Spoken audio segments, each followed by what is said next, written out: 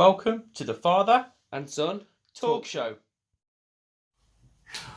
Hi guys, and welcome to another video. How are you doing out there? Unfortunately we weren't with you last week because we had problems in the studio with technical difficulties, so unfortunately we couldn't bring you a video last week, but we're back. The awesome one is back. So we will You're embarrassing yourself. we will go straight into the news of the week.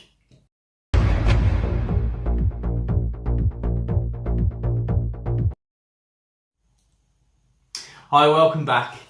So in the news, we've got three things that we picked out from the week's news. Basically, we got WWE in talks with Hulk Hogan. Looks like Hulk Hogan might be coming back after everything that happened, down to the race scandal and everything else that happened with him. So it looks like the WWE in talks with him. Rumours are going around that he might take over from Daniel Bryan in the next couple of months or so as Raw's GM. He might be Smackdown's GM, so he might be your new GM. Yeah, that'd be nice to see. You know, as a big face, obviously Hulk Hogan has been a legend for so many years. But you know, obviously he and WWE aren't on the best of terms because you know the racial scandal that went on. But it seems to have kind of calmed down, especially if the rumours are circulated. But yeah, I think it would be a good idea because you know everyone knows him. He's big around WWE. And for me, he's the only real guy off the top of my head to think, he would be the one I'd want in there. You know, he would be the one that I think could, you know, mix in with the rest of the Smackdown roster. You know, could work well alongside Sami Zayn, people like that, Baron Corbin. So that's good to see that Hulk Hogan, Terry Boll's coming back. Secondly. This is good for Raw. It looks like Vince McMahon is reported to be blown away by the social media outpour of the Ultimate Deletion match that we aired on that Raw aired on during Monday, last Monday. So it's good that you know, hopefully he's going to get a better push. That they will do more deletion matches. I hope that they don't kill it though by doing millions and millions and millions of them. So that's good to see that obviously Vince is interested in doing more of them. Yeah, but the question still remains is what's going to happen after this rivalry completely finishes? What happens after Bray Wyatt and Matt Hardy just, you know, go their separate ways? Obviously, Matt Hardy will obviously have Jeff in his corner, but Bray Wyatt then has no one. You know, could he go over to SmackDown and return with the Bludgeon Brothers and form that trio, or are the Bludgeon Brothers at the moment, you know, getting too high of a kick to add another person? It's all these questions, but you know, hopefully they do find something for Bray Wyatt to do, because you know he's a great talent and he would be wasted if they couldn't find him for anything to do. There's rumours that he could come back as another different Bray Wyatt because when he fell into the river of deletion or the lake of deletion, it was, you know, that is supposed to be where their persona then is washed away and they can then come back as something else. As Matt Hardy, when Jeff Hardy, when he fell in the river, he then came back as Brother Nero on NXT. So very true. It could be something that we could see, like a change of him, and he could change into a person. Loads of rumours have been saying that it could be. You probably won't remember this, but his dad was called IRS, Erwin R. Shyster. And IRS is like sort of in America, that's what your tax is, the IRS, it does tax on you. So it was rumours about that, but let's just hope that doesn't happen because it's a bit weird. It would be a little bit silly. But moving on to another piece of news we have for you, which was revealed a couple of weeks ago.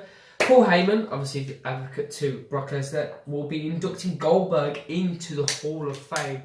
So we all know Goldberg is a new member to be inducted into the class of 2018 Hall of Fame.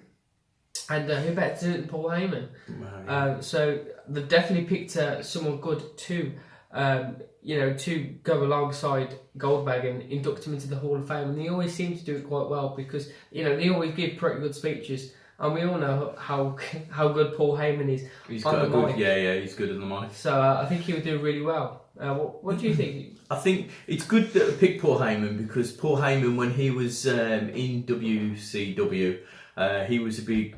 He was the one that basically brought Goldberg into it. He was a big person for him. And when sort of Goldberg had came into the WWE and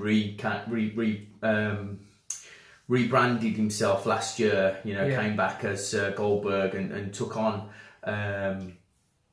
Brock Lesnar. It was Paul Heyman that was pushing big time for it. It was Paul Heyman that would say, this is what we should do, this is what we want to do, this is how we should do it. So and it's good that they've worked together before, and obviously they must be pretty close friends already. So good to see that they will. Good to see that it'll be Paul Heyman to induct him. And the last little bit of news we have was we found out that The Miz finally had his baby with Maurice. It's good because there was rumours that she was supposed to have it next weekend. Yeah. So WrestleMania weekend. Exactly. So that would have made a big mistake. Yeah, but we're lucky. The baby came early. But he has had a baby girl. Yeah. Very, very nice. I can't quite remember the name, but it was very, very cute. Nice little picture. And the hands holding, very nice. Yes. Congratulations to The Miz, obviously. I know you'll be watching this alongside your new baby with Maurice. But obviously, congratulations. Maurice will be bottle feeding or... Jesus, what are you thinking of? But obviously, like I said, congratulations to The Miz. Definitely deserve it. And you've created a beautiful girl. How do you know it's beautiful? It's baby. It looks like Winston Churchill.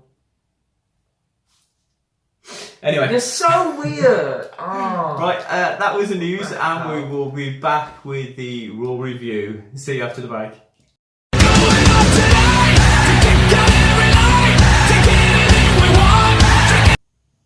Welcome back to the Raw review. The best review. No. So after last week's beatdown of Roman Reigns, obviously Brock Lesnar basically destroyed him. We had Paul Heyman and Brock Lesnar in the ring, cutting a promo saying that Roman Reigns won't be here today, even though he's been actually officially cleared to wrestle again. His suspension has been lifted, but out of the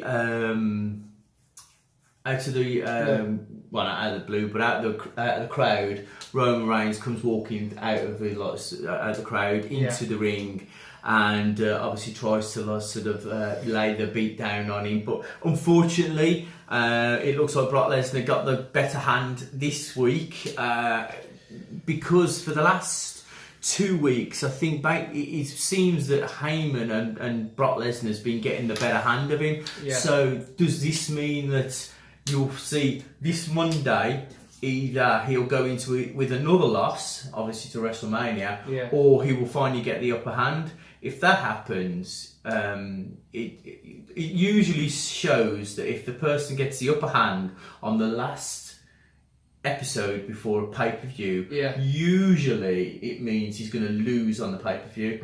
But I don't think that's going to happen, because as we know, Roman Reigns is destined for it. They've even started putting out spoilers and a bit of insight into who his next opponent may be after WrestleMania. I don't know if you heard anything about that. I've heard bits. Joe? Yeah, Samoa Joe. Obviously, Joe's still injured at the moment, isn't he? So. He is, but he's due to come back just after WrestleMania, so he'll be back. Yeah, that'd be good, because I always think they have great rivalries. And it's shame to see, because Samoa Joe over his time in the main roster has been hit with a lot of injuries.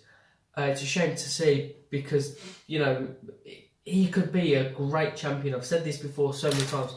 Samoa Joe, would be a great champion, and hopefully he's done it all over. Yeah, exactly. And hopefully the rivalry between Joe and Roman Reigns is a good one. But just before you move on, the rivalry that Brock Lesnar and Roman Reigns are having at the moment has been said to be better than the one they had at the other WrestleMania, where Seth Rollins ran down to the ring and cashed in the Money in the Bank. So a lot of people have enjoyed this, and I've enjoyed it a lot more than before, because when they did it last year, it just wasn't as good. There was just stupid promos, but you know, the promos are making sense. You've got Brock Lesnar looking really strong, and you've got Roman Reigns looking weak, and it's just so far a fantastic rivalry, and I hope they keep it going. Do you think they've done such a good job and made it better? Because when Roman's been cutting the promos, he's been actually making certain hints towards the MMA thing, towards Brock Lesnar not caring. He's been very harsh, calling him a bitch and everything like that. That's added more of a realism to it, and it's definitely made the promos look a lot better, because you've gave insight, and you've gained things, and it really shows the difference between Roman Reigns and Brock Lesnar, because they both work for the same company, but what Roman Reigns is saying is true. He turns up every night. He goes to work every night, and obviously Brock Lesnar just wasn't doing that. And it does add that bit of realism, and it is comedic in a way as well. Because it's funny that he's saying all these things, so it works really well. So we then go into Nia Jax versus Mickie James. Obviously with Nia, we all know that now she's going for Alexa Bliss's title, with all the feuding that's been going on with them. It's surprising. I said this before, that Mickie James is like sort of going from a heel to a fan favourite to a heel to now back to a heel. So will Mickie James carry on after the feud is gone? I think that Nia Jax still is the one to take the belt off her. Maybe not for a long time, but Nia picks up the win over Mickie James. No surprise there. Well, no surprise. Going to WrestleMania. And then we go into a video package with Stephanie McMahon and Triple H doing their training video. Also mixed in with this was a bit of video about Ronda Rousey and Kurt Angle. Triple H stated that there's been and is still a bit of beef between Kurt Angle and Triple H from the old time. Series. From years ago, from the Attitude Era. Them two got in, because what it was, this was genuine heat. It wasn't actually heat that was created via the TV. What it was, Stephanie was going out with Triple H at the time. Stephanie also fancied the pants of Kurt Angle, so she wanted to get into the Angle Slam. So she wanted Angle to slam her. Yes. So there is true heat there. Not a heat that's been created via the WWE. There was a heat, and they did actually have a storyline where Triple H or Stephanie McMahon was supposed to actually dump Triple H and start going out with Kurt Angle. But Triple H was the one that turned around and went, "Nah, it's not going to happen. That's a crap storyline. Don't do that storyline." And that was actually scrapped because of Triple H saying, "No, don't do it," because he thought that obviously, he was going to lose his woman, lose his pay packet. So then we had the 205 Live back on Raw. Yes, finally. No, it hasn't. So it's good to see the 205 Live's guys, and it's good to see our British guy, our own Birmingham lad, Drake Maverick, e.g. Rockstar Spud. He was there saying, putting his point over that the 205 Live brand is good, that it's up to the par of everybody else. It's got good storylines going at the moment. Obviously, there's rumours of the tag team. Tag team Chris 205 Live, Cedric Alexander and Mustafa Ali. Obviously, they're in the final for the 205 Live title versus Drew Gulak and TJP. and Cedric Alexander and Mustafa Ali get the win, but it seemed to be very there's heat between them two at the moment. I don't know. I think Mustafa Ali might turn heel on that on the WrestleMania. I think he might turn heel on Cedric Alexander, because I think Cedric's going to win the match. Yeah. Obviously, we will do our predictions next week. Yeah. But Cedric's going to win the match, and I think then I think Mustafa's going to attack him. So yeah, we'll see what happens. I think that'd be good, because I think Mustafa Ali could be the better heel, because at the moment they're still both classed as fan favourites. And to be fair, Cedric Alexander really deserves his belt. You know, he's been working so hard to get it. And, you know, he's been shut down every time. You know, when Enzo's got it, and you know, different things, and it just isn't really fair to be honest. So it's good to see that he'll get his chance at WrestleMania, and hopefully these two could put on a very good match together at WrestleMania. Yeah. And then after that, we had my man, The Miz, the awesome one, doing his Miz TV. Again, he had Finn Balor and Seth Rollins. And obviously, it was that happened last week, so I do admit it's getting a bit boring just doing this. But I suppose they need to set up the feud. It's better to have it on a promo than actually fighting in the ring, because if they do a fight in the ring, be it a tag team or be it anyway, you're gonna just get, well, this is the match that's gonna happen at WrestleMania. Yeah, they don't why watch it at WrestleMania? Yeah, why watch on Raw? You mean?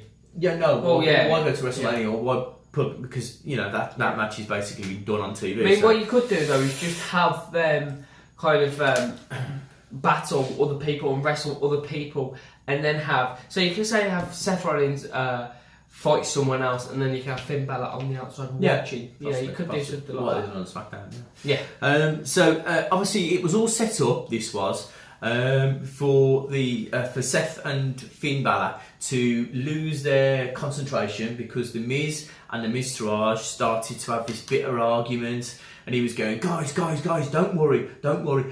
I'm going to be the best Intercontinental Champion. I've only got 50-something days or 30-something days until I'm the longest reigning Intercontinental Champion. I'm better than Bret Hart. I'm better than who else did he mention? I forgot now. But when he turned around and says, I'm better than Mr. Perfect, he realised then that obviously Curtis Axel is Mr. Perfect. Yeah. So, and he was like, I didn't mean that. So obviously you had them two fighting against each other, and then suddenly they went to go and like clothesline. The Miztourage went to clothesline the Miz, and then went straight past him and attacked Finn and Balor. So Finn Balor and Seth. So it's good because it's setting up the feud. I think this is going to be a good feud. As we said earlier on, Miz is on the best of his sort of time at the moment. Definitely. He's brilliant. The guy. Everything he touches, I would love him now to drop the IC title. It is the IC, yeah, it is the IC title, and go straight over to a full-time heavyweight title run. Yeah. Maybe against Roman Reigns. Maybe. That would be good. Maybe against Nakamura, he comes over to SmackDown. Could do. Well, or Nakamura goes over to Raw. There's rumours of that sort of move around, but that would be so good to see. Miz ain't a heavyweight spot, because he's so deserving of it. Yeah, everything definitely. he's touched, God. One thing about that Mr. Perfect thing you was talking about is obviously Mr. Perfect is Curtis Axel's dad. And if I was Mr. Perfect, I would be thinking, oh my god, you know, he was obviously a legend in WWE. You know, he won so many times. And then you look at Curtis Axel and you're like, really, what has Curtis Axel done in the WWE? Really? You know, he was in that stupid Rockstar thing. Yes. Obviously, now his career is starting to, you know, go a little bit better, obviously, when joining the Miztourage. But I would be so disappointed. See, the thing I don't understand... It's a shame, because he's got talent. Yeah. That's the thing I don't understand with what's going on with the WWE, who is your tag team division? Hardly anybody. Yeah. Stick the Miztourage in the tag team with them.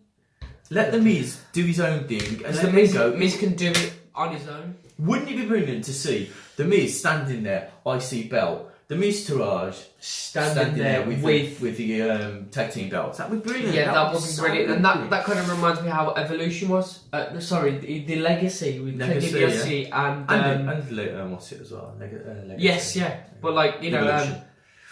with Legacy, you know, you had Ted DiBiase, Cody Rhodes, the tag team champions, and then you had Randy Orton, and that was fantastic. Yeah. That group was amazing. Oh, yeah, so why not have that? That would look fantastic. That would. So then we have Asuka versus a jobber, and the jobber wins. No, only joking. Behave yourselves. Every time I see this, every time I see a jobber in the ring, I just think to myself, poor girl. Yeah. You know, they've done it with Nia, they've done it with Asuka, and it's like, yeah. Of course, Asuka wins. Asuka's doing well. She's feud's going well with like sort of Charlotte. Obviously, something's going to happen. Either Charlotte's going to go to Raw, or Asuka's going to go SmackDown. Yeah. I don't know what's going to happen with that. We'll have to see for the obviously the Raw the shake-up. Yes, the brand split shake-up. So then we had the review of the Ultimate Deletion match. I loved it. I don't know. What did you think of the Ultimate Deletion match? I think it was very good. It was very well put together. It was funny as well. You know, at the end of the day, it's WWE, it's sports entertainment, and that is what it was. It was a bit of fun. It's good because you didn't see too much wrestling out of Matt Hardy. So when he was doing the Ultimate Deletion match, he was just doing his craziness. Yeah. So obviously you don't see how bad he is, because he is. The guy's like, he's not bad in wrestling because he was brilliant. Yeah. But obviously at his age now, he's struggling. Yeah, you know, he's not the most physical anymore. And you can see when he does the sort of runs, he looks like his knees are killing him. Yeah. So you know, but Ultimate Deletion match was good. As he says, Vince is big on this now, so it could be a future thing. But the thing about his age is that he fits his persona better. You know, he has obviously he's a lot older, so you know he fits his persona, because to me he just looks like a mad scientist, and obviously you know they're very, very old. And Matt Hardy, you know, when he runs, he just does look like, you know, really fits his character, even though, you know, he's old. It's probably hurting him. Yeah. And then we had, finally, how long has it been going on for? It has been months and months. I think it's years in the making. We finally get Bayley and Sasha Banks look like they're finally breaking up. You know, the love affair, but what's a women's romance? Because obviously the men's is bromance. Girlmance, yeah, girlmance. So it looks like the girlmance is over. If that's the new thing, we've invented it. Hashtag girlmance. So yeah, the girlmance is over. It's now looks like Bayley and Sasha Banks are going to end up going to WrestleMania either. I think it will. I don't think they'll get a match on the card. I think it's going to be either it's going to escalate into the women's Royal Rumble, and obviously that's where we'll see the big blowout, and then obviously depends where they are after the shake-up. We'll see who goes where, and if they keep this feud going. I don't think it's going to happen on the kickoff show, because I think it's too big to have it on a kickoff show, and it will wreck the match, because not a lot of people are in there for the kickoff show, because you know they're getting food, they're relaxing before, you know, they have to go and sit in. So you know it would be wrecked if it was on the kickoff show, but you know, later in the show maybe even kick off the show, because this will be a very good match, and everyone wants to see it happen. Yeah. Then we had Braun Strowman versus Sheamus 1-on-1, and he says if Sheamus pins Braun Strowman, then Braun Strowman will tell Sheamus and Cesaro who his tag team partner is. Thank God that Braun Strowman won, because I don't want it revealed until WrestleMania. I think bring it down. There's rumours going around now, stupid rumours by people who are making these rumours up. But it's going around that it's going to be what was that bloke? No Chin. Oh, James Ellsworth. James Ellsworth is going to come down with him as a tag team partner. But I think it's either going to be Elias maybe. We've said Yeah. this before that it could be Elias. Yeah, his we've partner. also gave other rumours. Big Cass would be a very good option. Yes, whether 'cause he's back he for is back. WrestleMania. Yeah, exactly. But So that would be a yeah. very, very good option. Yeah. You know, both tall, both big. Yeah. And also Big Show's been rumoured, but we don't know what the Vince issue loves is. his big men. Yeah, he does. He does love his big men. Issue that is with Big Show. Yeah. Then we had Kurt Angle comes down and introduce Ronda Rousey, the rowdy Ronda Rousey. And then Absolution comes out and tries to say, it was Paige who was doing the talking. The other two was basically on the corner standing there. And Paige was going, come on baby girl, come on baby girl, come on baby girl. How many times does she say, come on baby girl? It was like, that was her, oh baby girl, you need to do this, and baby girl, you need to do that. But finally Ronda said, no, I will not join Absolution. I don't need to join a faction. I am a faction. Yeah. And then she laid out both Absolution. Mandy Rose. Yeah. But another thing as well that a lot of people said, Sonya Deville is being classed as this MMA star, right? And obviously she comes up against Ronda, and Ronda just bang drops her down 20 seconds and she's out of it. So kind of a weird move there by Raw to but obviously we all know that Ronda Rousey is the MMA star, so that was good. Then we had Gallows versus the Miz Taraj, and that was a good match. It's good to see Gallows and Anderson actually getting a win. Yes, they got a win on Raw, on TV, not on a dark show, not on a kickoff show, but actually on the actual live show. So it was good to see that they got a win over the Miz Taraj.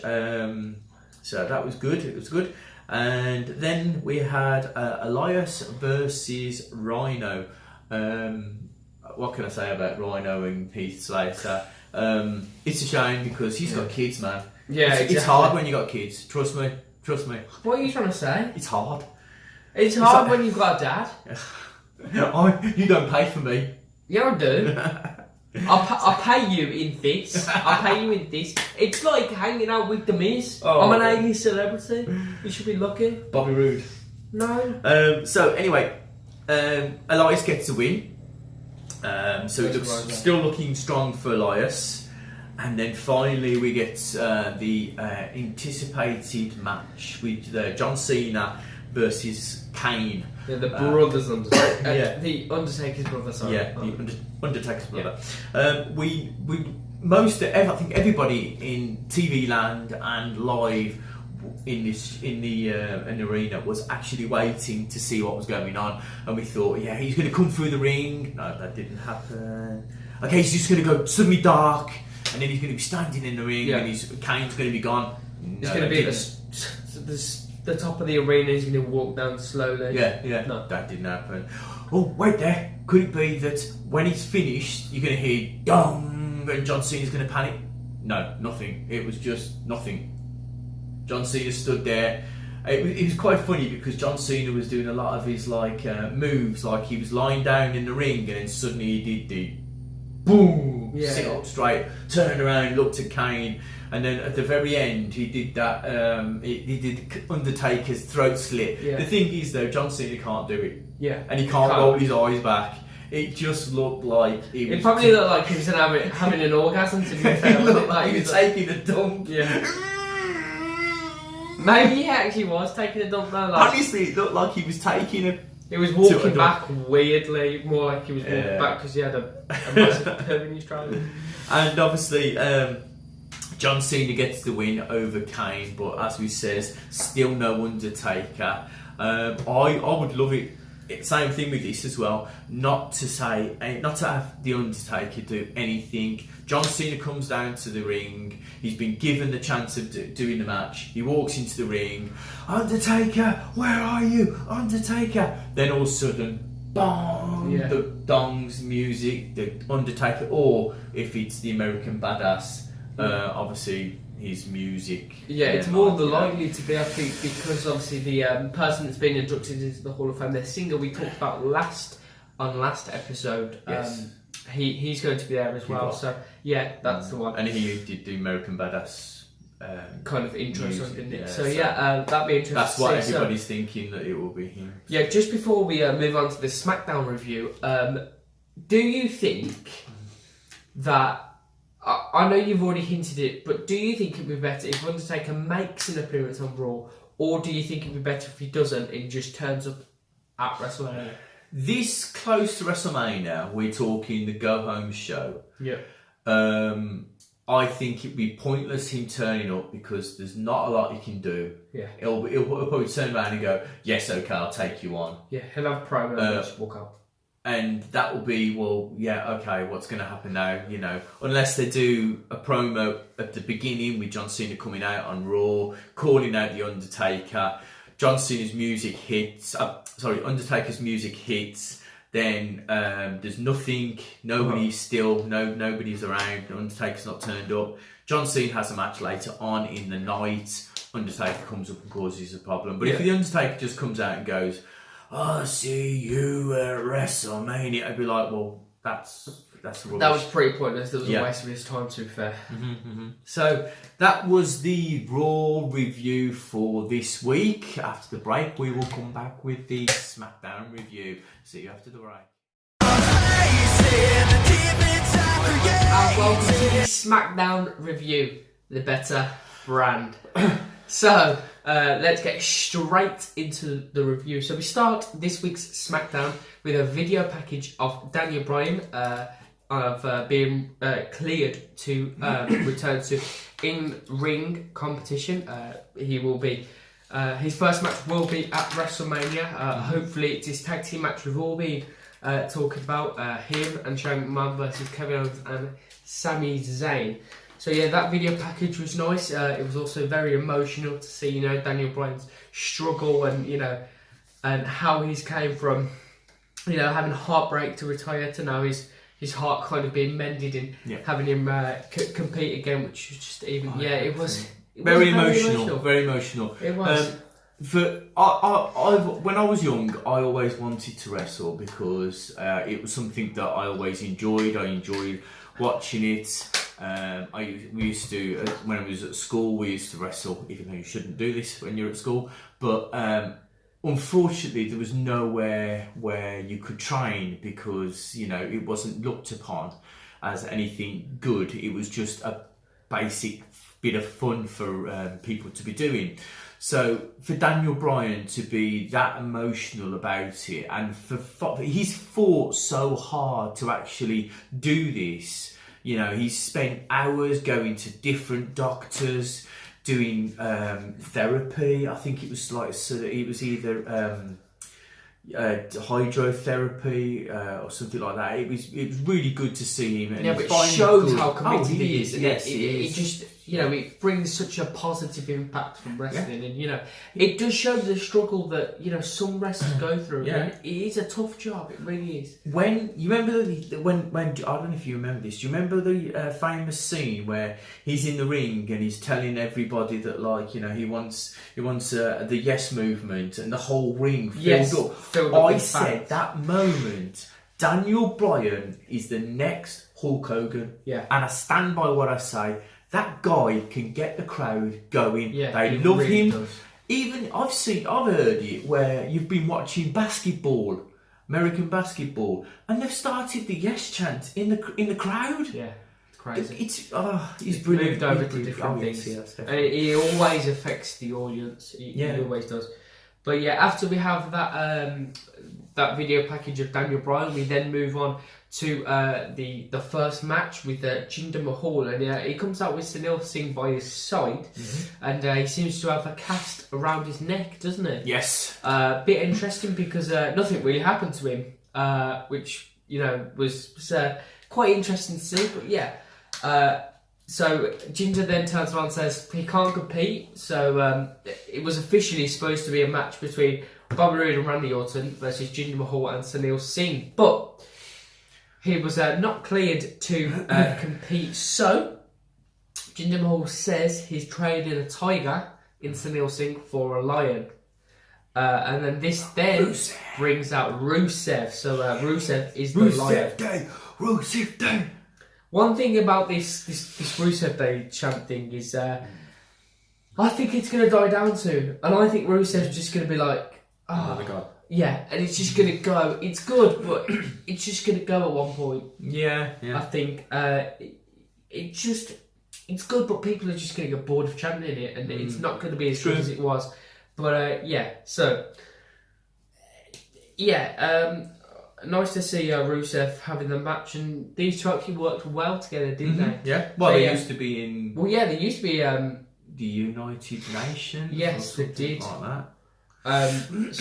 We have back and forth. Rusev looking strong, and so does Jinder Mahal. But then you have Bobby Roode and Randy Orton looking very strong as well.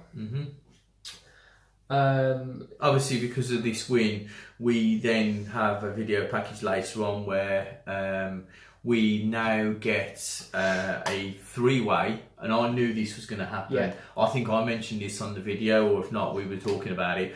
But obviously, we said that it could be a three-way with Bobby Roode, Randy Orton, and Rusev at WrestleMania, and it looks like it's going to go ahead. So that is good. It's now being turned into a three-way, isn't it? Yeah, between who's it between? Sorry, it's Randy Orton, Bobby Roode. Wasn't there somebody else? Yeah, Jinder Mahal and Rusev. Is it? Yeah, Yes, it's four-way. Someone can't count, but yes. I even put there four-way. Alright, fair enough. But yeah, so that'll be a very interesting match. It's going to be very difficult to predict. But the winner of that tag team match was Jinder Mahal and Rusev. And then we cut backstage to where Jinder and Sunil were walking and they're smiling and thanking Rusev for helping Jinder Mahal beat Roode and Randy Orton. And he says he wants to invite Rusev to the Punjabi celebration when he wins the US Championship at WrestleMania. And then Rusev says what he's going to do is he's going to go find Daniel Bryan and turn Jinder Mahal's triple threat match into a fatal four-way. So Rusev will be in there. So it's going to be tough to predict because you have Randy Orton, the champion, possibly could retain.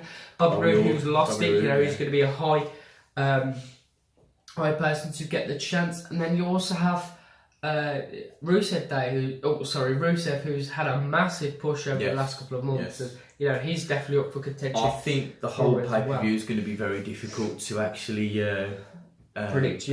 I think it's going to be very difficult. We've got a lot of matches to get through on WrestleMania predictions. Yeah, it's going to be a long video, isn't it? It is, unfortunately. Yeah. Well, what we'll probably try and do is do a review, a predictions video on its own, and then obviously otherwise. Yeah, very true.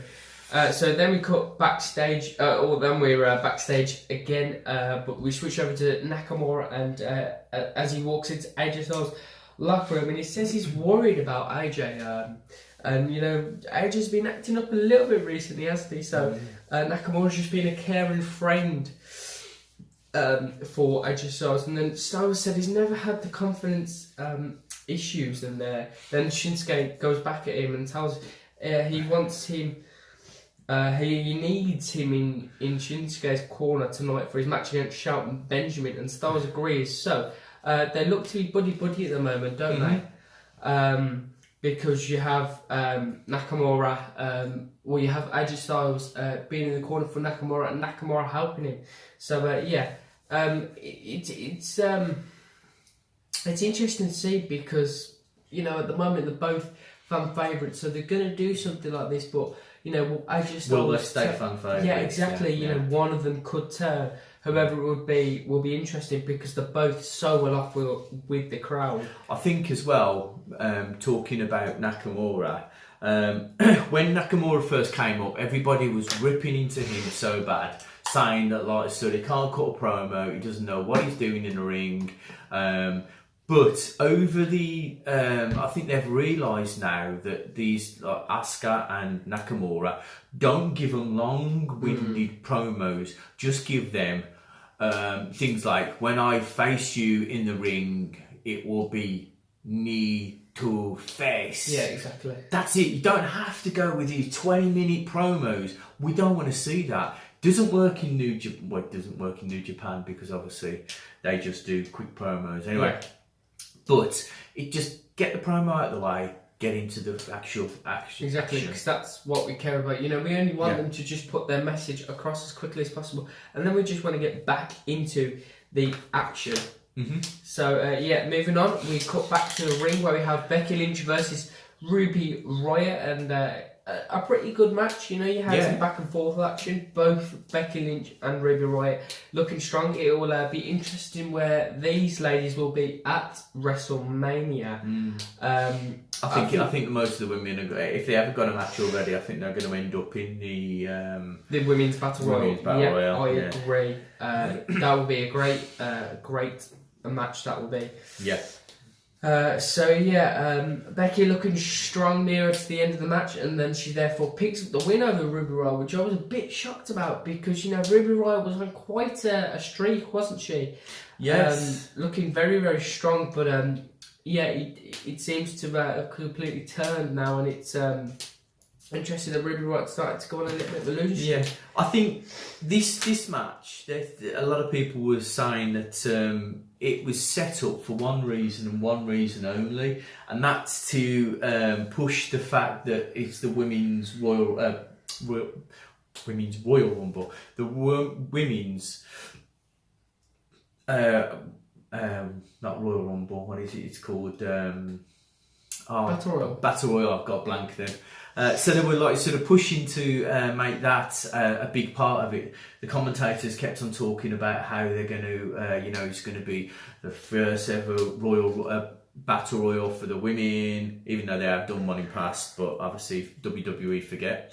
And Becky Lynch at the end tried to, I think she clotheslined the Riot Squad out of the ring to then hype off the fact that, like, you know, that's how you get disqualified from a battle royale. You know, you get thrown over the rings and your feet hit the ground, and then that's it. So I think it was just set up to actually push more of that. So. Yeah, very true. So then we cut from a commercial, but then we go straight back into the action with Daniel Bryan. So he makes his way to the top of the top of the stage, and this is where the Daniel Bryan chants start happening. Obviously the crowd are loving that he's been cleared to return as well, and Daniel's saying he loves being in Pittsburgh because the fans are amazing, and he's saying last week was one of the best moments in his career, you know, giving the news to the fans, to his family, to, you know, his friends, was fantastic, and, you know, it was an emotional time, like I've already said, and he was happy because he's got the news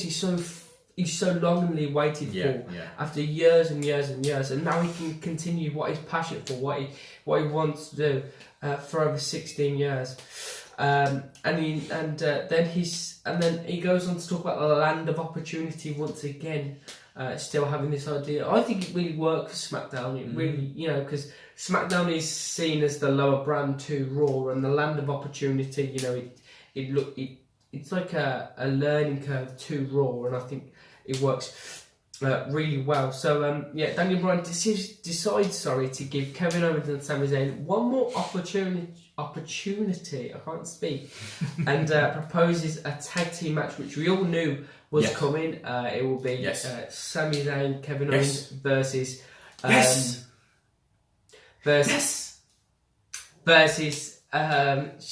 McMahon and Daniel Bryan. And the stipulations are as followed. So, if Shane McMahon and Daniel Bryan lose, they will both lose their jobs. Mm-hmm. Shane McMahon and Daniel will be fired. Mm-hmm. And Kevin Owens and Sami Zayn will, let me just find it. They get their jobs back, I think it is. Oh, right.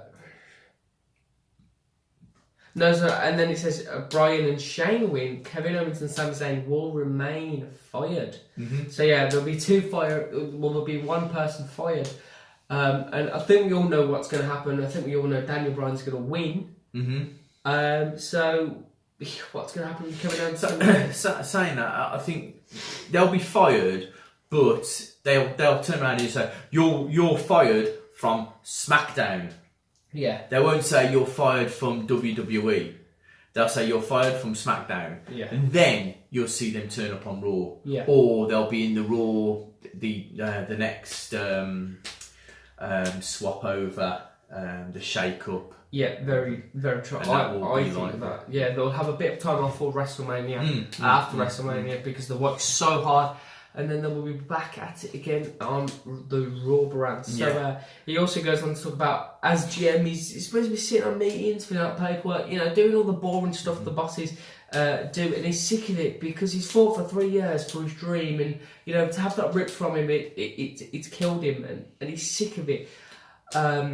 So obviously now he's like sort of this is the push of like he was going to come out of doing the general manager's thing. He's going to become more of an active person, and obviously we all know, as we mentioned earlier, there will be a new GM. We think there's rumours that it's going to be Hogan. Yeah. Obviously, if that happens, brilliant, because obviously, as we've said before, I think he will make a very good general manager. He'll be able to get on with Shane McMahon. I think he'll do well with Shane McMahon. So definitely. Apart from Hulk Hogan, if on top of your head, can you think of one person? If they don't pick Hulk Hogan, who do you think it would be? You guys can obviously comment below in the comment section as well. Who do you think will replace Daniel Bryan after he returns to ring action? I think you could also go Shane McMahon, Shawn Michaels. Yes, Shawn Michaels is another good one. I don't think Mick wants to do anything more. Yeah, because he's already had that role. He's retired. I don't want to see them bring back anybody like what's his name? I'm trying to think of his name now. The bloke that used to do Raw before, Teddy Long. I don't want to see them bring back somebody from the past. I'd rather just like sort of give it to somebody new who we've not seen on TV for a long time. Maybe Vicky Guerrero would be a good idea, wouldn't it? Excuse me. Yeah, maybe Beth Phoenix. Excuse me. Someone like that. Could be. Yeah. Or maybe just a female. Nikki Bella, Brie Bella could return. Could be. That'd be a good idea as well.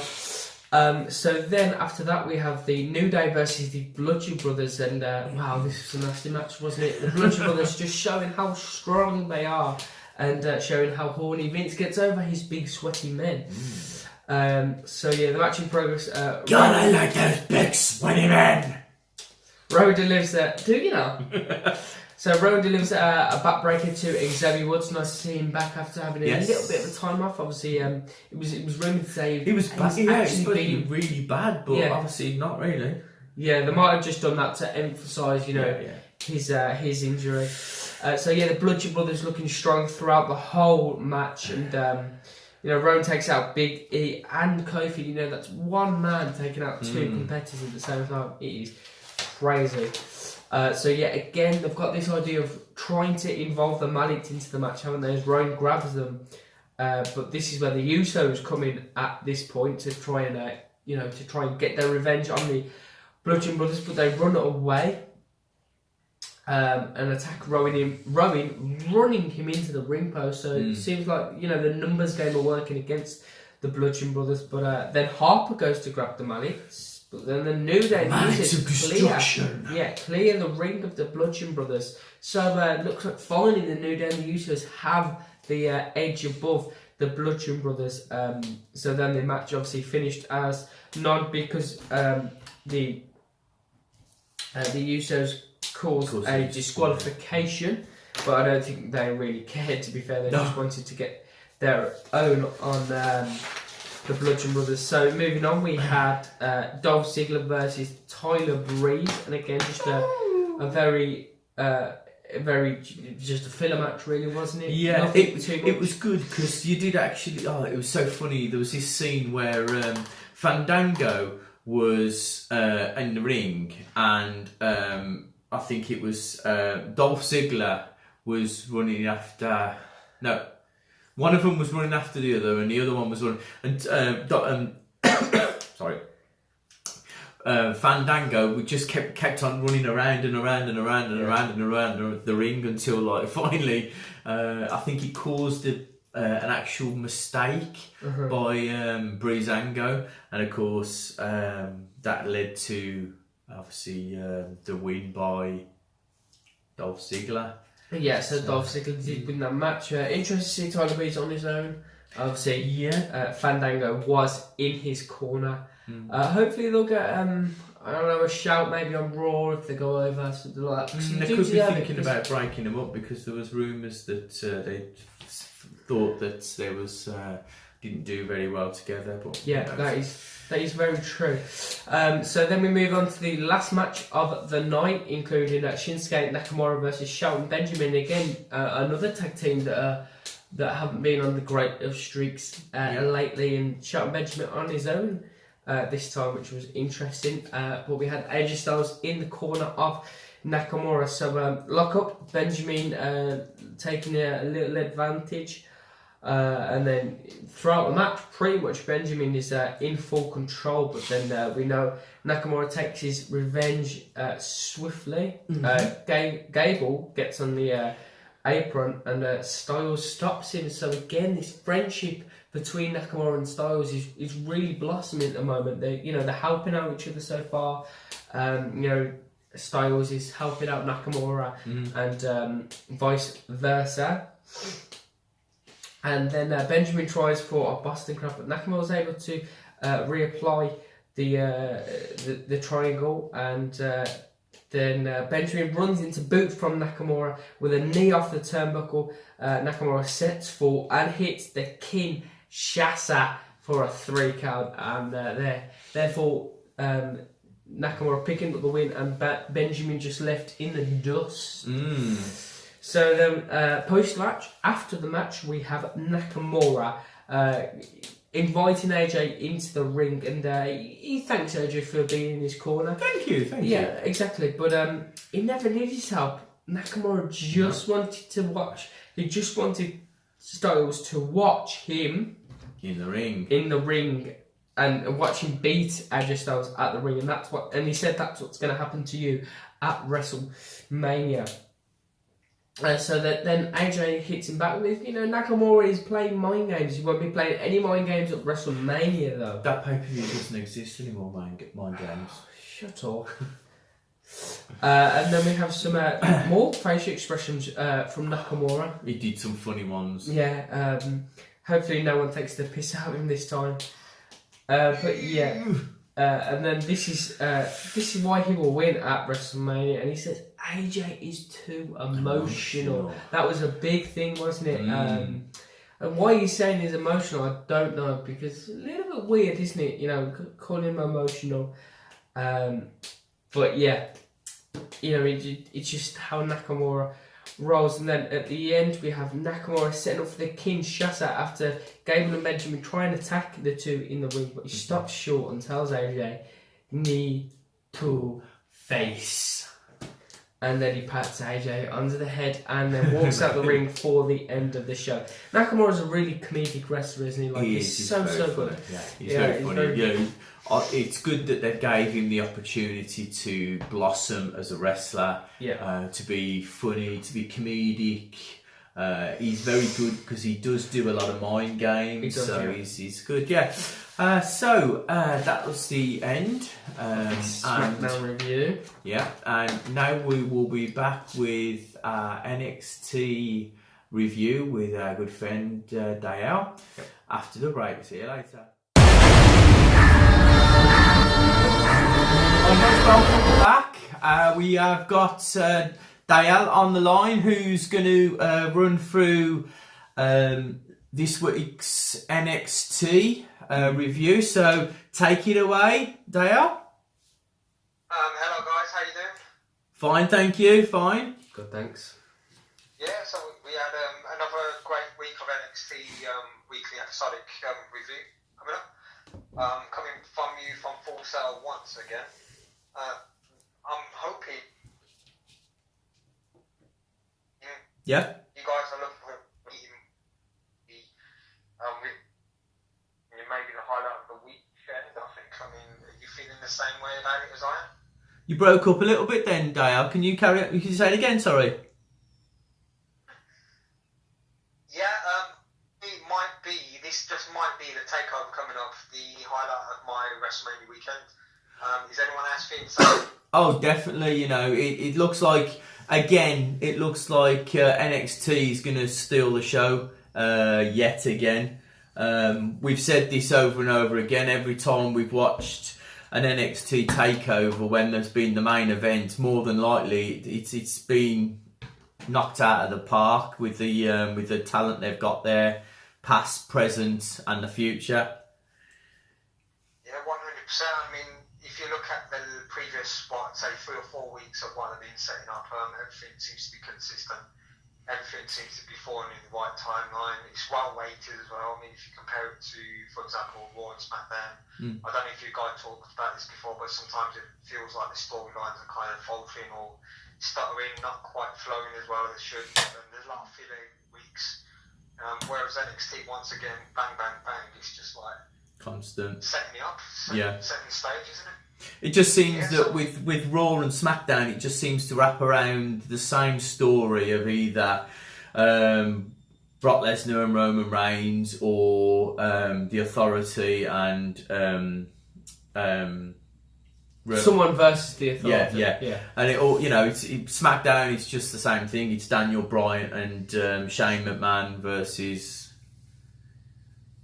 Kevin Owens and Sami Zayn, but obviously with NXT it seems to be a lot more, everything's flowing well. It feels more focused on the actual performers as well, and the rivalries that they have. One of the matches I'm looking forward to, and I can't wait, is Aleister Black versus Andrade Cien.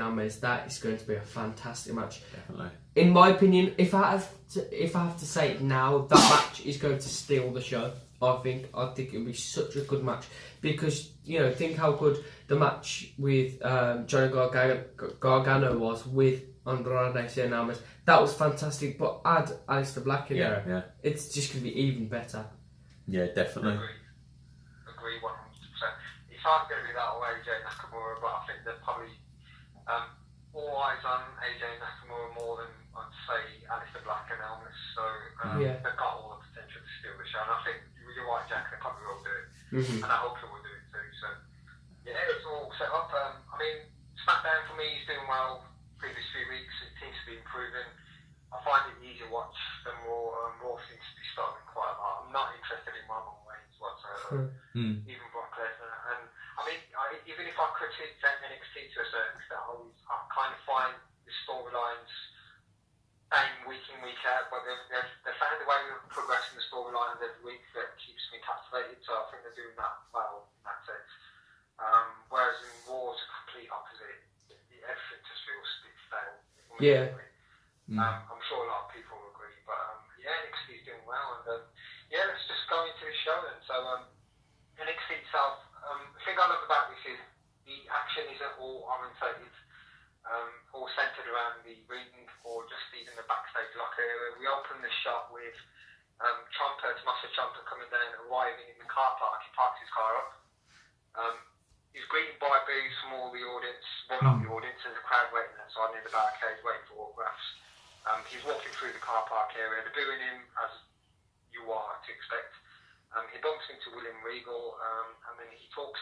This is a bit odd though for me. I mean, I'm going to talk through it, and then you can tell me what you thought. He confronts Regal, talks about Gargano, saying he keeps on coming back and back, and he's sick of him. And then he actually asks Regal for a match with Ciampa, which I thought made no sense whatsoever. He asks for a match. Regal grants him his wish, said there'll be a match, but it's an unsanctioned match. And then he basically says that if Gargano loses, he will never be in NXT again, which I'm sure was the stipulation of a latch match, was that he had to leave. Yeah. And if Gargano wins, then he rejoins NXT. But why is Ciampa stupid enough to give him a second chance? I totally do not get this. Yeah, I agree. I thought the same thing when I watched it today. I was thinking to myself, well, why is he asking for a match with him when, like, obviously, it could have been done a little bit better. It could have been William Regal went up to Johnny Gargano and said, "You need to stop interfering," and goes, "Give me another chance, give me another chance," instead of being the heel asking for a match. Yeah, because the heels don't normally ask for a match. It's normally the fan favourites, the people more on the audience side that will ask for that match. So it is really weird. Yeah, I'm glad I'm not the only one who thought like this, because I mean, if you guys had any, Jack, if you had someone in school, or if Ty, you had someone in work, and you forced them out, lose a town match, and they showed up once or twice, would you ask for another match to give them a second chance? No, you wouldn't. And for some reason, Ciampa asked for another match. I mean, I just found as a whole, and like you guys have just said, maybe the logical thing would have been to possibly have Ciampa maybe slightly cheated out of that lose town match that he had previously, and then just have Regal say, just out of unfairness, we need to offer you a second chance. But I just don't get this. I mean, I like the build up to it, and I'm still going to watch a match and enjoy the match. I'm sure they're going to put on. Oh, it's going to be good. I can see it. Fantastic performance. I mean, everything's there. Ciampa's got all the heel heat. Gargano's got this babyface crowd with him. I just thought there's a bit of a hole in the logic here, which it kind of made me laugh. I mean, I'm so invested in it, I can kind of let it slip a little bit, but I was just a bit disappointed that he had to do that, because I thought he seemed a bit stupid asking for a second chance. Yeah. On behalf of Gargano, anyway. Definitely. But that was the opening segment. Sorted, like we said, that what it is what it is. Regal then, action-packed start for him, comes out to a ring. As we, I think, alluded to a week or two ago, there was some spoilers out about this. North American Championship was announced. Yes. He talked about how other titles of regions have got titles named after him, and he then talked about some lineage that they used to have previously. I don't believe it's a title that they've had in WWE for quite a while. But he's announced the North American Championship and a kind of super six-man ladder match to announce the winner at NXT TakeOver. I think this is really good and something different. It's a title that can be defended week in, week out, whereas the NXT title, I think, serves better being defended like once every month or once every TakeOver. Yeah. And the good thing about this segment was we had Regal coming out cutting that promo about the championship, and then we had the debut of Ethan Carter III, aka EC3. EC3, yes, brilliant. I like it. I've always liked him. Jack, I know, like, Ty knows of him. Do you know of EC3 at all, Jack? Have you ever seen him before? No, I've never seen him before, but I know you've spoke about it before, and I know you've spoken about it before. And from what you've said, he sounds like a superb wrestler. He's definitely got the right character, I think, and he's going to look very good. And we can already see he's well off with the crowd, and the crowd know him well, so that's always going to help him. And it's going to be exciting to watch him. Watch him perform. And I think he will win this title. I think he will come into NXT and win the title straight away. It's bold, but I think he will. Jack, for the second time tonight, I'm 100% agree with you. I think EC3's got everything that it takes to be like a top superstar. He's got the look, obviously, as you can see. He's got the charisma. He's really good on the mic. I mean, if you looked at his interaction with the crowd, they're saying things like, you deserve it, or whatever. When he said he's come back to NXT, he cut through it and just said, oh, you're damn right, kind of thing. So he won't have that banter with the crowd that other people do, and he thinks on his feet in that sense. Yeah. Did you hear the crowd change the name of NXT? To what did they do? I think it was NX3 instead of saying NXT. Yeah, they was going NX3. Obviously, Ethan Carter III. Yeah, I mean, he's already got. I mean, what you're looking at about a 5-minute segment that he pulled. Yeah. He's already got about 2 or 3 chances. The ones that you've just mentioned now, which I went over my head, but great chat. And then he's got the 1% one as well, which is his theme music. Yeah. I mean, I loved his theme music in TNA, and I thought it was really good. All his work in TNA was great. I remember watching him, even when TNA came to Birmingham live, I saw him live in action. I thought, what WWE doing dropping this guy? But he won, apparently they had some Battle Royal that night, and he won that, which I recall seeing him do. But, I mean, seeing him back in NXT, I think, is in the right place.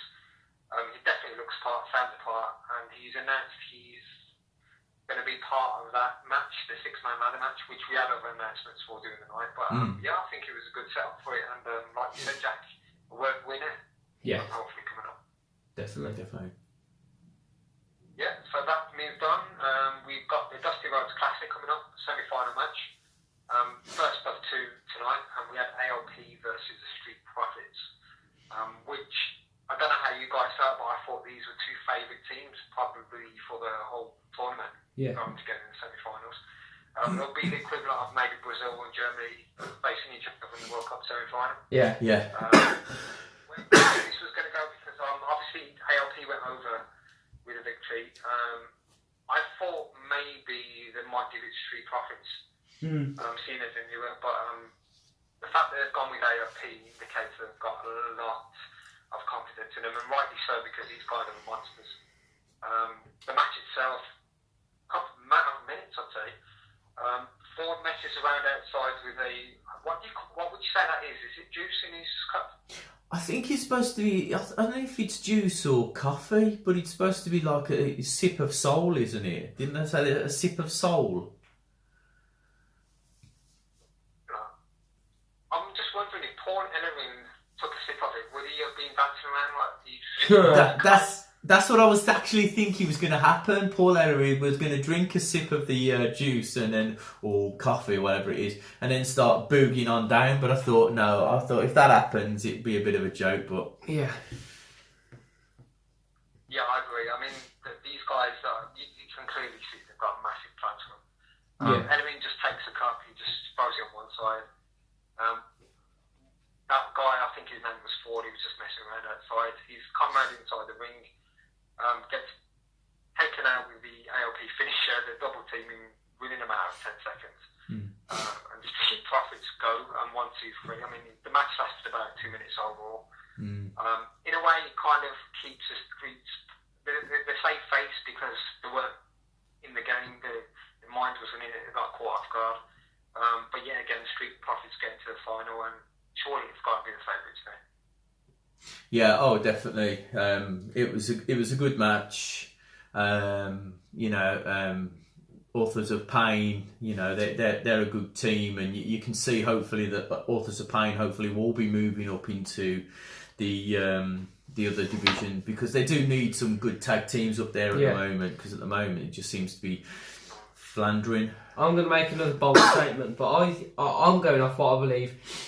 They made the wrong movement here. They made the wrong movement. They should have put the Street Profits through. The Authors Pain have already won this. They've already had the titles. They've already done as much as they can do in NXT. They've had great rivalries. They've been in that War Games match. Just move them up now. Just move them up and just let them go on that. Go on the main brands, because they've got nothing else to do. The Street Profits, they're up and coming. They're fun. They get over with the crowd. They remind me of the Usos, and they're a good. They're good. That remind me of the New Day as well. Yeah. I meant the New Day and the Usos. They're they're like a love child of those two. But they're so good, and they're so talented as well in the ring, which makes it even better. And just they should have let them. They should have gave them the win. It was such a shame they didn't win, but yeah, they do have. I guess the Authors of Pain are destined for some more glory. We'll have to see. Yeah, the only thing I can think of that they're trying to do is maybe cement their legacy. The Authors of Pain is probably the most dominating tag team by not necessarily giving them the title, but making them win this tournament. Very true. Once they win this Dusty Road Classic, they'll probably be moved up, which releases the Street Profits to probably chase the tag titles. Yeah. Which for them is probably the more important thing to win out of these two. If you're going to make them lose in this tournament rather than a tag team tournament. Very true. Because I don't think the Authors of Pain will get the strapped around them again in NXT anyway. Definitely the main roster, because they deserve it, and they're the ones to push to the main roster. But I'm hoping the Street Profits get a tag title run out of this. Because they've looked strong in previous rounds. Forgive me if I'm wrong, but didn't they go over Heavy Machinery? Was it the round before? Yes. Yeah, so I mean, we all thought Heavy Machinery were going to be like a strong push or a good bet for these tag titles. Street Profits go over them, so we obviously see something in Street Profits, and I still think this probably means a good thing for them because they will be in that championship kind of hunt in the near future. I don't know if that makes sense, but definitely. Yeah, then we move on to our next match, which was a returning Lars Sullivan versus someone called Silvers, who's a jobber. Lars been out for, I'd say, a good 3 or 4 weeks at the moment. Might seem longer, I'm not sure, but they said he's returning, so it didn't feel like he's been gone out that long for myself. But every time you see this guy, you just I feel like he's a throwback, even though I wasn't even born. I haven't even watched wrestling from the 50s, but if I imagine like some kind of San Martino, kind of butch, kind of stocky built wrestler from the 1950s, I'd think of Lars Sullivan. He's just got that kind of classic look to him. Yeah. I don't know if anyone else gets that vibe from Lars. Yeah, both of us have said the same. Yeah, I get the vibe with his trunks as well. He's just got plain red trunks, and it just makes him. It kind of gives him that, like, I don't know, Andre the Giant kind of gimmick, because they're just plain the red. He doesn't really care, you know. He just goes out there and whoops every wrestler. It's just he's just a mean wrestler. I mean, the guy's thick as like 5'3" trunks or something. And if you look at even the absence of any elbow pads or knee pads, he just looks completely different. Like, obviously, he's a monster. On this occasion, he's literally defeated that jobber. I mean, the jobber himself, I thought he'd look like someone who could go in 2 or 5 live, because he looked pretty decent. He weren't one of them jobbers that you see straight away and you think, oh god, this guy's absolutely you could take him on kind of thing. But he looked like a decent build, but he was just dwarfed by Lars Sullivan, who hit him with about 5-pound moves.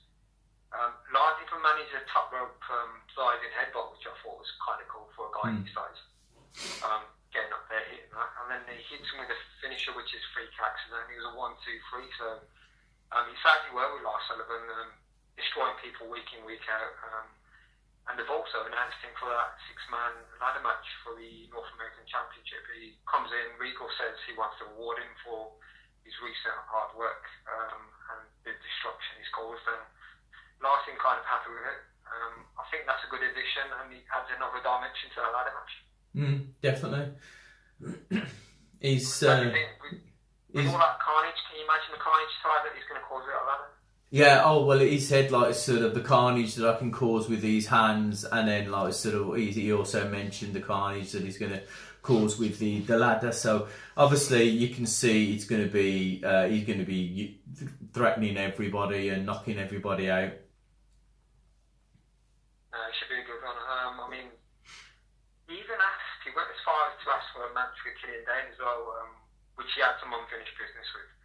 So, this will I can't recall him going against anyone else bigger than Killian Dane, so I think this will be his first proper test. It's going to happen next week on NXT, so that's going to be an interesting one. But the way things are going, if they're both in the ladder match, I'm calling this match next week as maybe a no contest. They'll probably ball out the ring, both get counted out. There's no point in having one of them lose. Definitely not Lars losing, but I think he'll be no contest next week. And we'd set up a Lars program up until that point. And I don't know, maybe help get Killian Dane more over as well, because he can go toe to toe with a guy who's just destroyed everyone. He might add to his stock. I definitely agree with what you're saying about the fact that next week's going to be a no contest, because it puts more like emphasis on the fact that they're going to be in the ladder match. Them two can go off and brawl and then leave. I think it's either going to be down to 2 people. That ladder match is going to be either Ricochet or it is going to be EC3. So I think it's very difficult. I mean, I do agree with Jack that EC3 should be the one to win it, but I'm thinking, is he better suited for the NXT title itself rather than the North American one? But then if you debut someone, do you necessarily have them lose on their first match? I suppose the get around it is that even if EC3 doesn't win the title, he doesn't have to lose, like get pinned or get counted out. So that's one way around it. Or it might be a case of them setting up a feud for EC3, but Ricochet himself depends on what they see his North American title as. I'm excited for it because it's a secondary title. Will it be for the smaller guys, or will it it be for the bigger guys? Who knows? Yeah. Then we move on to the next segment, which is, I think we talked about it this last week, that is Dakota Kai, which I've got as Bailey number 2. Yes. Versus, and this is a problem, nothing happens. Dakota Kai comes out looking very Bailey-esque, kind of Japanese-ish influence Bailey. She comes out to a ring, music cuts, and then we go straight to Almas being attacked in the back. Sorry, attacking Aleister Black in the car park. It's kind of funny because it wasn't one of those segments where you just see around and someone start punching each other. We get through more or less halfway through the actual punch up because you see Aleister Black's clothes all like messed up or cut, quite a lot actually, which was quite good to see. But it makes it different from normal brawls. It actually looks like he's been through something. Yeah. Which he did. He went through quite a lot of things actually, coffee table, catering areas. Finally makes his way to a ring. Almas does all sorts to him, just mashes him up, and then leaves him flat on his back in the middle of the ring. With all the time, beautiful Lee, saying that's what you get for insulting me, mouthing off while Almas going crazy on him. I mean, there's a lot of fire in his eyes. I know she's put on Instagram because I started following him the other day. You guys make sure you follow it too, it's worth it. And then, he's really laying into him. So, I mean, I think this was good because it wasn't one of them 10-minute segments like you would see on Raw when two wrestlers come fight each other and talking about that match again and again. It was literally these two getting down to it, and he coming on Almas because he's attacked Aleister Black, who's a crowd favourite. And Aleister getting more sympathy from the crowd, which is good. So you're going to have a really invested crowd at NXT TakeOver, and I think this sets it up really well. I mean, what do you guys think of this segment? I thought it was really good. It reminded me of old WWE Attitude Era, where like they would just suddenly cut the wrestler off in its off in his like sort of mid flow, and then suddenly go back and be halfway through a fight. And I haven't seen that in a very long time. Yeah. NXT seems to always bring the old things back though that we haven't seen in a very long time. More specifically War Games. Well, yeah. Exactly. But I think that's the good thing about it. You don't have to do maybe anything extravagant to make it look good. Sometimes the simplest things are good, and having Dakota Kai come out and then not even having an opponent come out because they've cut straight away to the back. It's just something really simple but effective. And when I talked about at the start of the show that NXT was good because they used the whole arena and everything outside it, this is what I mean. I mean, everything's not too claustrophobic. It's not all 90% based in the ring and in-ring promos, which I think they've done to death. A lot of it was done outside. You don't need loads of talking set up match. Sometimes you just need these small segments where someone's doing something wrong to a babyface getting sympathy and the heels getting all the heat. Yeah. And I think they've done a great job because it makes Almas look like he really wants to destroy Black, and it kind of makes Black a little bit vulnerable, even though we know he's really good in the ring and he might probably win the match itself. It makes it look like Almas is like a proper heel, doesn't it? I mean, he's got heat. I think he's good. He's so good, in fact, at the moment that he's getting cheered by the crowd as well. Yeah. But he's also got that heat. And he's got that cool thing. I mean, you see Almas, you see someone that you kind of respect in a way, don't you? I mean, am I alone in thinking that? But I see him and I'm thinking NXT is better because Almas and Zelina are in it. Oh, definitely. You can. It's good because they've actually made, like you said, you've made Aleister Black now look a little bit on edge. He's not easy going to be able to do it. Maybe next week we'll have another loss on his or another attack on obviously Aleister Black, and then you'll go into that thinking, you're going to the pay per view now thinking, is he going to win? Is he not? So they've definitely done a good job with Aleister Black. Yeah, and obviously that suspense will make people want to watch it. They'll want to see this match, and it's it's going to be really interesting to see if he can actually get the upper hand on Almas, because it seems like for the past couple of weeks Almas has been getting the upper hand, doesn't he? Yeah. And don't forget he's got Zelina in his corner, whereas Aleister Black is potentially by himself. So yes, and she always plays a part. Even though in ring 1 against 1 you might favour Aleister Black. Almas has always got that kind of ace up his sleeve in terms of Zelina, so anything can happen, guys. I mean, it's going to be one of those. We didn't think Almas was going to beat Drew McIntyre. Yeah, that is very true. A couple of months ago, and he did. So, I mean, you never know. Can I ask you a quick question? All right, who would you prefer to win? Would you prefer it to be Almas to retain it, or would you like Aleister Black to win it? Out of shock factor, I would say, it's a difficult one, but Yeah, it is. it is a very difficult one. But in a way, I'd like Almas. I don't know. Maybe Aleister to win it, because then at least Almas can get his comeback with a feud for a few weeks or months. Yeah. And then maybe get called up to main roster. But in terms of what they're doing at the moment, I think Aleister Black is good, but I think Almas is a great hero at the moment. So in a way, for shock factor, I would probably book it as Almas winning it. The only problem is the way Takeover works is it's every couple of months rather than every month. Yeah. So if Almas does win, you're looking at how would you get the belt back to Aleister Black, which means that he wins it on a normal Takeover or overseas kind of show, which I've done before with Samoa Joe, I believe, against Finn Balor. Yes, they did.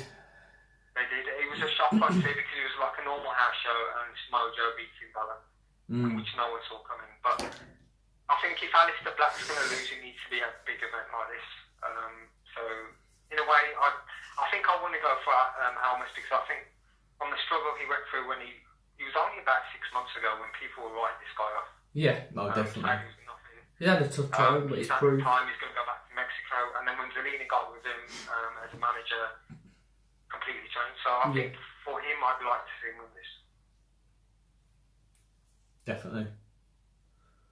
But who knows? I mean, for some reason I'm following the heel on this one, but I don't mind either way. I think either way, whoever wins it, like Jack said at the start of the show, we're going to probably have the match of the weekend. Yeah. And the audience are going to win, so all I want to do is enjoy it, and I'm sure we're all going to enjoy this one. Yeah, definitely. So, then we move on to the main event of the night, but in fact, it felt like the whole night was a main event. It was really good. We had the second semi-final for the Dusty Rhodes Tag Team Classic, and it was Sanity versus the odd coupling of Roderick Strong and Pete Dunne again. Yeah, but they look good together, though. They do.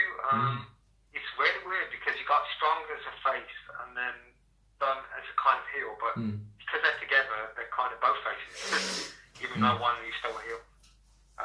Going against Sanity, who are kind of in that ground now where you're thinking, are they going to go up to that next level, or they're just going to be mid-carders in there for the rest of the NXT career?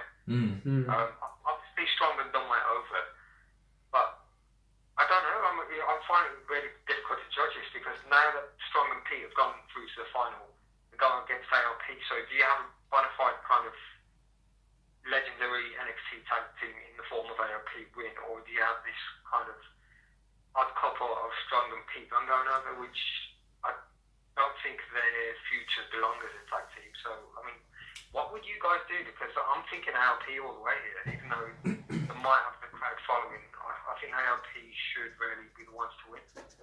It's like that. You want, obviously, Roderick Strong and Pete Dunne to go through, but obviously Pete Dunne's still got his UK belt. So what you'll probably think to yourself is, if they do go into either this week's final or take on for the belts, sooner or later what will happen is they will end up miscommunicating, splitting up as a tag team, and then obviously you see them feuding for the belts again. I think that's what will happen. I don't think they'll get the tag team belts. Yeah, that's a good idea. I see where you're coming from, but odd tag teams have worked before. Oh, yeah. They have worked before. You know, Daniel Bryan and Kane, that worked, and everybody loved them.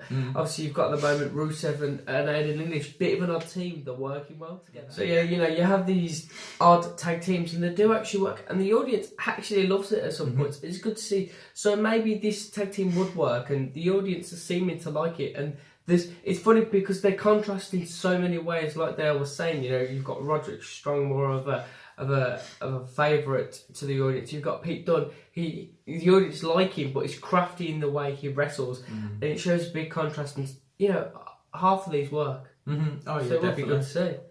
I'd like it.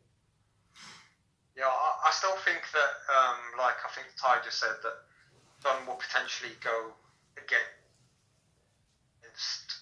Roderick Strong.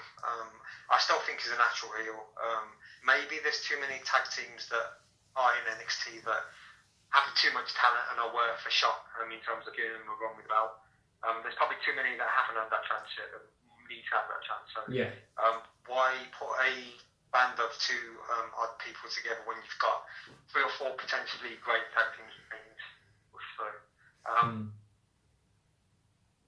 he goes against Strong at some point and it costs them a match, and maybe potentially have one of the tag team go for the titles. That would be my preference in terms of the whole storyline, how it works out. But yeah, I can't call this. I mean, time and time again, we always say we can always predict the winners of like a Raw Smackdown event. Yeah. In terms of pay-per-view, but takeover, I mean, anything can happen. The amount of times we've said today, we're not sure, but maybe this will happen or maybe that will happen. I think that's great because it's just suspense. You do not clue what's going to happen. Yeah, definitely. It's like say with WrestleMania, I think there's only probably about a handful of matches that I can say that I know what the results are, and that's probably going to be Brock Lesnar and Roman Reigns. Nakamura, AJ Styles. I think I know who's going to win that. Maybe Ronda Rousey. You can't have her losing on it. Yeah. Oh yeah, Ronda Rousey as well. Yeah. We know who's going to win there. Yeah, bad to be them. There's a chance. I don't know. I reckon Oscar will go over Charlotte, but you never know. I mean, if you want to break that streak, why not have it as a shock at WrestleMania? Just have Charlotte beat us. So Jackson Bliss will be interesting, but a hot topic at the moment, quickly, is Undertaker and Cena. Dale, do you think that's going to happen at WrestleMania? I hope so. If it does happen, and they want to kind of keep it slightly traditional in the way they build it up, they need Undertaker to appear at Raw, because I just think if they want to do a video package for that match, you've literally just got Cena calling out the Undertaker week in, week out. There's nothing from the Undertaker whatsoever, so he needs to come on to Raw in a few days' time. If not, they could always go the weird way, which I was thinking this the other day. If you want to swerve everyone, maybe have Cena actually in the audience at WrestleMania. I've actually said this on the video we just had, that Cena comes down, calls out the Undertaker at WrestleMania, and then have the Undertaker come out. And then have the Undertaker come out at him. Either that, or you have a situation where Cena, for some reason, is dressed up in all his gear. He's sitting in the audience for about an hour and a half, 2 hours, whatever. Middle of a show. You think there's going to be some segment coming on, and all you hear is some kind of, whether it be Undertaker traditional music or the what's the other Dead Man American Badass. That's it. It could even be that one. And then just have Cena in the audience going, "What, really?" And then he just forces some Cena into a match. I mean, that could work as well. So. Yeah. Either way, it's an interesting thing they're doing. I can't really imagine them doing Mania without the legend. Cena himself, but we'll see. I mean, and then if it does happen, I mean, who wins? Who's it going to be? Well, I think it would be nice for the Undertaker to finish his last WrestleMania with a win. I definitely think it'd be nice to see him walk out with a win. John Cena doesn't need it. It'll obviously, John Cena can then move off into theatre films, because obviously there's that rumour he's going to play Duke Nukem in the make of the film. Okay. So that's also been said as well. So. Well, it's super. The only thing is, everyone tends to, it's tradition that people go out on a loss. So if Taker does go out on a win, they're going to be breaking like 40 years worth of tradition. Definitely. Which is weird, and I mean, I don't think anyone should be breaking that tradition if it is supposed to be the way. What you're supposed to do is go out and then hand that baton then to the next person. Yeah. Or that brass ring, or whatever it is, like The Rock done for Cena, or Stone Cold did for The Rock. Even Hogan did it in his day. Yeah. But then the thing is, if Cena does beat Taker, then will that mean a heel turn? Because if you are going to turn him heel, the best time to do it. I doubt that will happen, because I still think he does way too many. What's that thing that he does with kids where they go to? The Nickelodeon Awards. No, the Star, the one. Yeah. The charity thing where they grant wishes. Yeah, that's it. It's a wish. Make a wish. Make a wish. That's it. I'm sick. Yeah. Done the most of them by far in terms of history. So I can't see him turning heel because he's got too much emphasis on things like that. Yeah. Yeah, it'd be interesting. So we never know what's going to happen. Then you also got that thing of will Hogan come back, and don't forget Daniel Bryan, guys. I mean, have you spoke about this much today? Yes. Yeah. We addressed it today in the Smackdown review. I mean, probably one of the best in-ring promos that we've had for a few years. Very emotional, emotive. He got to everyone's heart. I mean, that's the babyface right there. I mean, that's the guy you want to cheer for. I don't think anyone hates him. No one wants to boo him. You've got basically, he's fighting for his home crowd. I mean, that's where he won the title at WrestleMania 30. Yeah. So they're all going to be rooting for him, and I think we'll be all rooting for him as well. So Yeah, definitely. got some great things going on at this WrestleMania. I mean, I hope he's going to live up to it. The only thing I don't want is for Roman Reigns and Lesnar to have that boring match and Roman Reigns go over with a win. Well, I've actually liked the rivalry they've been having on Raw so far, so I'm hoping it's going to live up to something tasty. Who's that with Roman Reigns, and they're trying to replicate what they did with Austin, but it's not been as good. I think the difference this time is obviously you've got a bit of a backstory line into it, as in like you've got Brock Lesnar, who may be going back to UFC after WrestleMania. Yeah, I think we probably all agreed that you need to get a title off him because definitely. he literally doesn't turn up. But in terms of WWE champion, I would have liked Strowman in this place. It's not going to happen, but you never know. I mean, even Strowman's got a mystery partner. That could be anyone. Yeah. That could be Samoa Joe. That could be Batista. You never know. So. Yeah, Batista would be very good. What about that? Yeah, he's supposed to be coming back. I know the guy. I mean, he's been crying out for months about making a return. He wants to do a 6-7 month run full time. For some reason, they're not giving it to him, which is stupid because he's got all these movies out. He's a major movie star with the Avengers and all the Infinity Wars coming out. So he's done he's done a James Um, Bond film as well, and he was excellent in that. Yeah, James Bond as well. I mean, he's done really well, so fingers crossed. I mean, he may make it and get that WWE title one that he missed out on last time. Yeah. Definitely. Yeah, but in terms of NXT, guys, back to we digressed a little bit. But,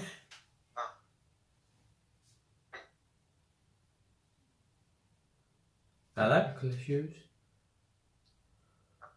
58 minutes on NXT takeover work. We lost you a little bit there after you said. Hello? Hello? Yeah. Yeah. Hello?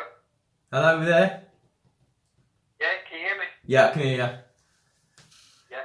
Sorry, when did you lose me? Just after you said about NXT, the end of NXT. Oh yeah, I was just saying it was a great show, and they've set up a lot of good things for NXT takeover. So looking forward to the next week's show and then the main event itself and WrestleMania weekend. Yeah, definitely. Like I say, it was nice to see Roderick Strong and Pete Dunne in the semi-final. Well, it is the finals, isn't it? So it's good to see them two in it. Especially, obviously, Pete Dunne being a Birmingham lad. Yeah. Definitely. 100%. But yeah, we'll see who wins. But like we said, we can't do anything. So, which is a good thing. Anything can happen. Yeah. Okay then. Thank you for your review of NXT. Just a couple of things before we sign off. One of them is the fact that during WrestleMania on the night, me and Jack will be watching it live. So if anybody wants to come onto the Facebook page and leave us comments, have a chat to us, we will be doing a live stream. So just us two in the studio watching the pay-per-view. So come along, leave us a couple of messages. We'll chat to you back, see how you feel about the messages. So hopefully we will see you sometime this week with another video. And if not, like I said, come to our Facebook page, Father and Son Talk Show, and leave us a comment during WrestleMania. Yep. And that's it. So Yep. Thanks a lot. See you later. See ya.